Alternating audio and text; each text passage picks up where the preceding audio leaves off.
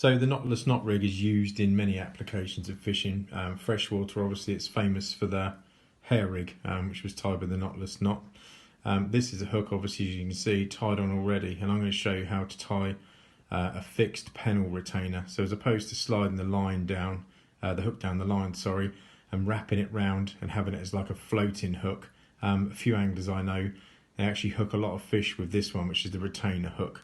So what we do is you need to cut the line off first, so it can't be still on the spool, it has to be a free end of line. So you need your hook tied at the end and the other end of your line you put on backwards, and what I mean by backwards is you're threading it through the eye of the hook the wrong way. So the actual hook, when it's on the line, will actually lay down on its back against the main line, whereas if you put it in the other way it would be sat wrong. Okay, now if you're using something like sand eels or crabs, you'll know the length of them because obviously you bought them before you're going to go, and you can tie your rig to fit your actual bait.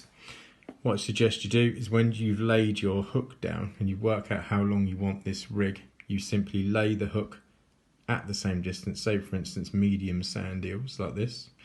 You then forget the first hook that's tied and simply just concentrate on the back hook. Now to tie a knotless knot, you rotate the line round as many times as you're confident with. I'd say a minimum of 6. Once you've wrapped it round, you simply then put the line through the back of the eye again. Once you've done that, just gently tease it down. No need to wet this one because the coils are already formed.